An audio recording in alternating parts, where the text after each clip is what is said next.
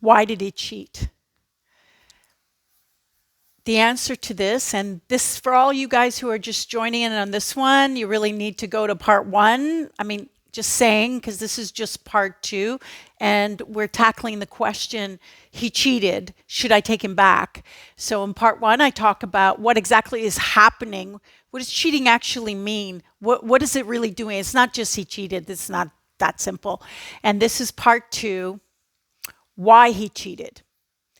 So we were talking about us girls who tend to be very aggressive. No fault of our own, just the way society and social media is kind of, in a way, making it really attractive for us to go after a guy. Like that is in a sense to be pushing onto a guy. Would you like to go out with me? Would you like to? That is a pushing energy, and it does push the good guys fuck away. What it will do with that pushing energy, because it's a strong energy, is that it will attract guys who have no energy. It will attract guys who are empty on the side, who are bloodsuckers in terms of energy, who need your light, who need your confidence, your balls, because obviously they have none. And in that sense, they have taken on the feminine energy predominantly. And we who are going after guys thinking that that'll show we're confident, when really confidence is about looking at a guy smiling from way over there, making him walk all the way over there, inspired to, because he can't help himself. He's just like fucking lured because you're so magnetic and sizzling sexy. You know what I'm talking about. So when you have the girls, those girls that are pushing their energy in terms of acting out of a masculine energy, which is a go-getter, which is great in the career, but we're talking the romantic arena here, so doesn't lend for much romanticism when you're being the aggressor. Not to mention his sperm's going to run right up his ass because, like, what the fuck? And that's a whole biomechanics of how guys are designed and all that. That's in another video. But for right now, I mean, just look at their tools, okay? They have a penis. It points for a reason. Go get the friggin' girl. Like, you know, and for all you girls who think you're like, it's okay, I'm fucking the guy. I'm going after my dick. Really? You are never going after your dick. You are not fucking guy ever, because you do not have a penis sprouting out of your forehead. Then you would be able to fuck a guy. You have to understand your vagina has a slit. It has an opening. It's meant to receive, then give back. You don't fuck a guy because you hop on his knob. You don't. He actually is entering your soul and changing so many fucking things. So that's part of the cheating business. We tackled that, what actually is happening just under the radar, just under the radar that none of us girls are seeing, but you're sure as hell as feeling it. So again, that's in video one, part one. So part two, why did he cheat? You're not going to like this answer, but it's going to resonate as true.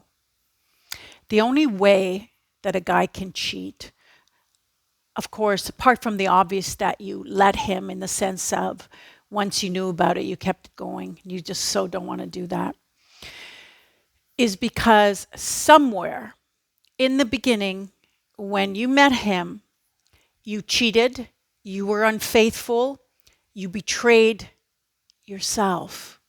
You cheated yourself because he wasn't the whole package.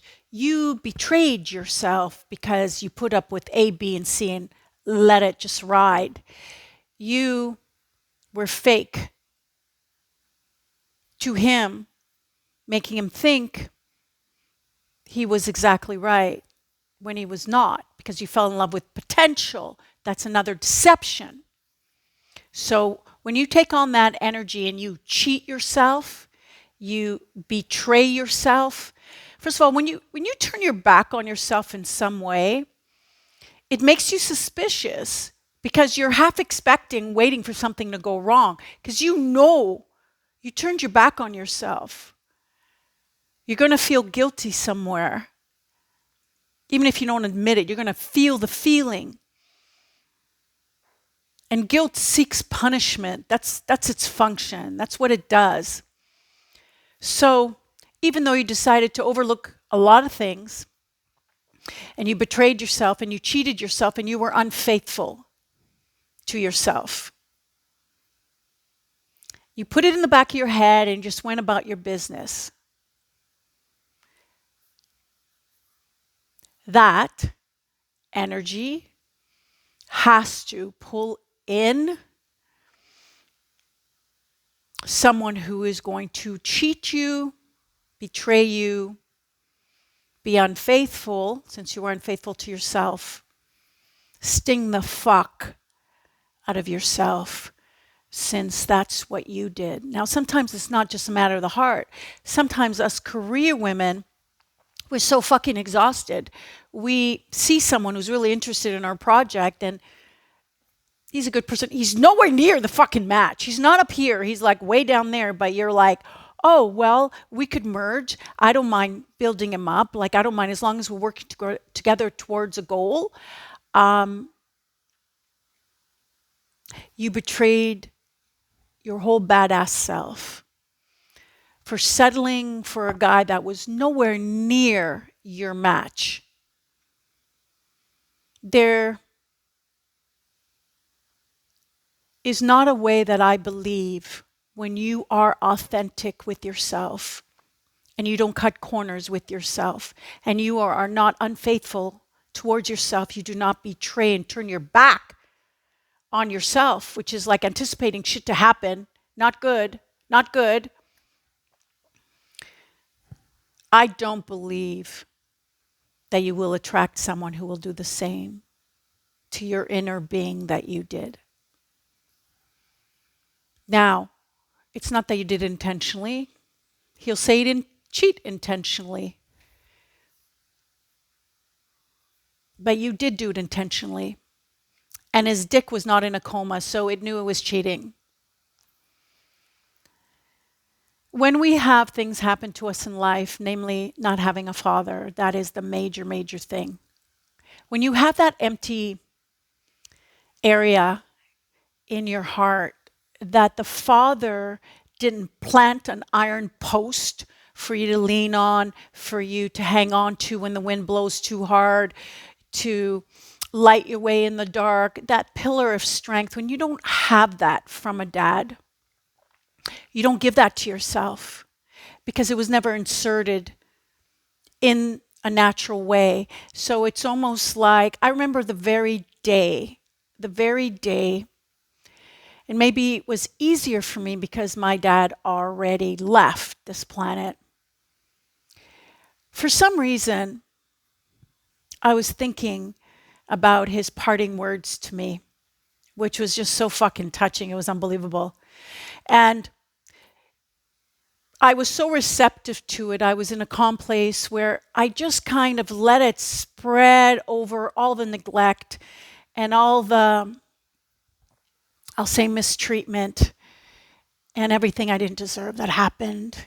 And we can always understand that there are reasons, mental illness, PTSD from the army, mother mistreated him, father mistreated him,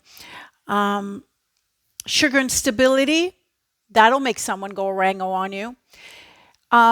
There's always a reason, but the bottom line is that when you as a girl receive shit, you take the energy of shit and it becomes part of your persona. So not only does shit smell for more shit, which is why you attracted this guy, you will treat yourself in a shitty way because that part in the heart, it's, it's a physical feeling that just changes you instantly. When I was able to take those words he gave to me, my heart just spilled over with, oh my God, he did love me.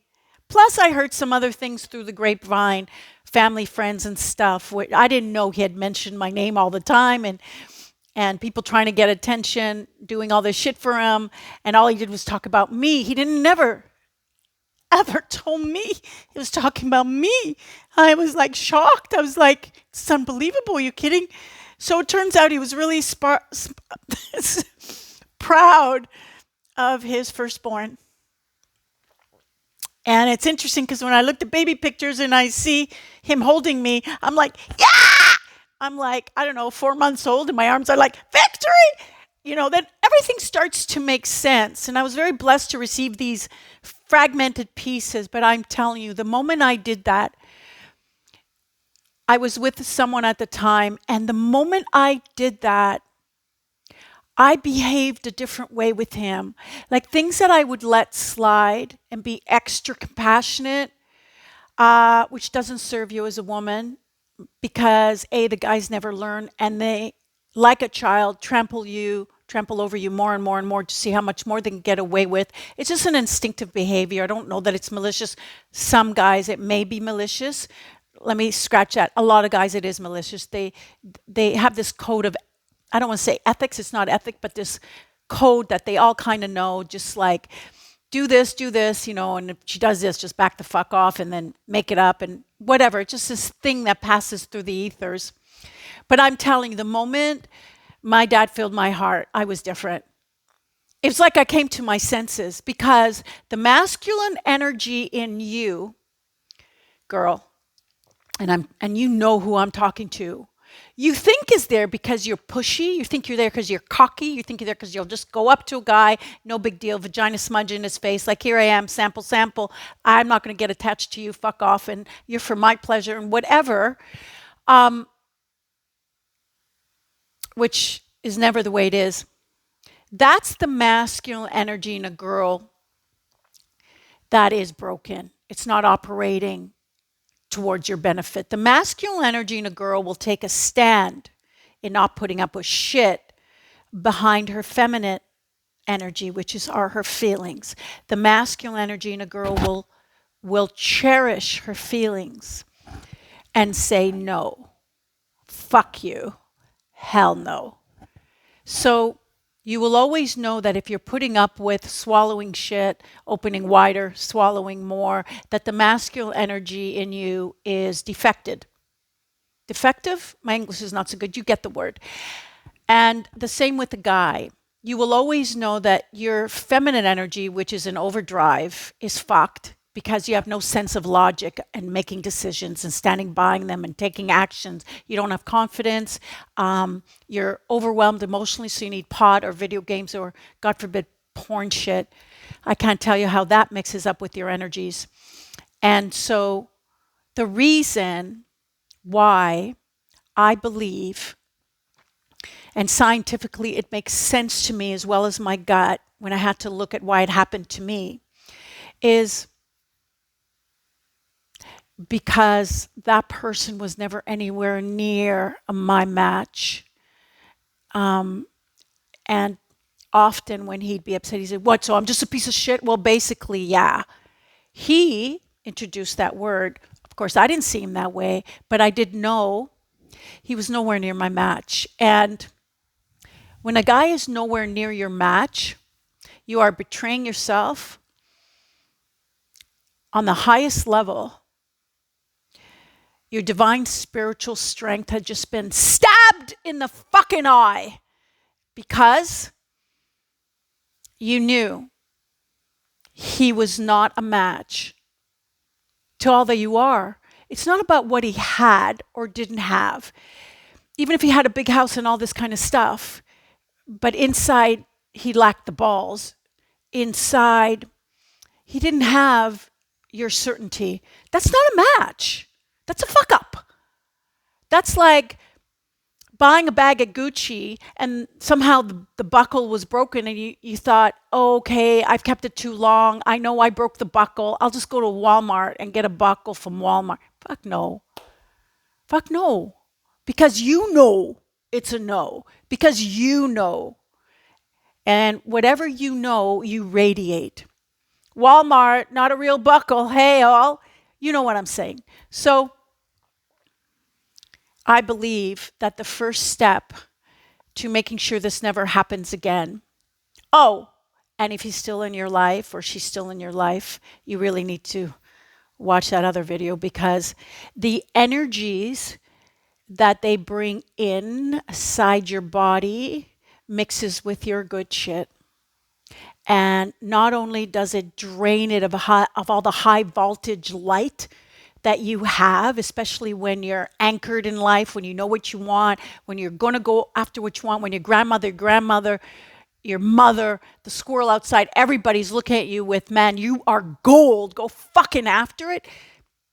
When you have all that going on, they're going to energetically feel that in their body, and you're going to be more and more exhausted because it's going to take a lot more energy to sustain this shit, especially because they broke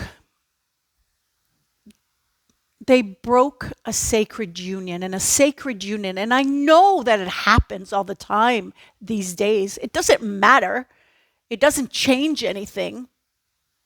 You can mix a zebra with a lion, and then the zebra no longer has stripes, but a zebra does have stripes, originally speaking. So, originally speaking, a union is a very sacred. Believe in God or universe or fucking a turtle. I don't care. The point is, it's sacred. It's sacred. You can't even begin to kind of try to say to yourself, A, B, and C was the reason, and feel whole inside, or feel holier than that. I'll just overlook it. I am so divine because I forgive. No. Do you think if the devil spit in God's face that he would forgive and stay there to spit more? He would overlook. He understands how defected and fucked up the devil is, and he would remove him or her, whatever, from his path. He would not endure more. That's just lame. That's really, really lame. So, drunk, whatever excuse, they're an adult. Adult knows, they know what they're doing. And if they are doing something like that, they're a coward, because they don't have the integrity to say, look, I'm not pulled to you anymore. I'm getting pulled to other people. I remember I said with, I can't even say person I was with because he was subhuman in many, many forms of toxicity. So I'll say what I was attached to, which played out just like in my parents' scenario, and you'll find that happens a lot. What I was attached to, I said from the get-go, if I am pulled to another person, we're done. Because I can't think of the thought of being pulled. And every time I mentioned, I am pulled to this guy because he's really athletic, and you're skinny and weak. Your body doesn't make me feel safe and protected in this world. I need that as a woman. It's flimsy. And yeah. And so I would be up in front about it, and we discuss it. And maybe he wanted a skinny mini girl because I'm very European, I'm very shaped, huge bust, huge ass, things like that. For all those who care to know. I'm kidding. Not really. Anyway, so the bottom line is, we would discuss it and say, well, so right now we're pulled visually to these body types. Let's get active. I couldn't for health reasons. He didn't because I guess he didn't want to, or was working a lot or whatever. But here's the bottom line. Being authentic, not too soon, you're talking about committed relationship, is very, very important. And if you want to make sure your union is a sacred one, don't be having the same sex, or rather the opposite, or even the same sex friends, and speaking about their shit with them. instead of the real person you're supposed to be speaking it with. I know sometimes it's really easy. You want to get somebody else's take. Maybe you're being too sensitive to this. How the fuck do they know? You are in judge of where you are right now and what your needs are, not them. So be bold and be open and be authentic. And that way, you'll always be unstoppable. And if you're not unstoppable, then you're the other way. Continuing to let a person who mixes other people's energies bring it into you. When they bring it into you, you change from the inside. When you change from the inside, the outside world will all of a sudden look different. So if you used to be bright and full of chip and pepper and whatever the phrase is, my English is not good. And now life is kind of gray and it's like boring as fuck and everybody's fucked and you just, you're fucked. Then that energy has been poured into you. And that's what you're about now. So change that. You will always replenish yourself as long as you're not being plugged into by toxicity. I hope you've enjoyed this. I don't want to say enjoy, let me say that again. I hope this was valuable to you. And if you know someone that really needs to hear this shit, share me. This is the only way you'll be able to share me. Otherwise, I don't share. Bye.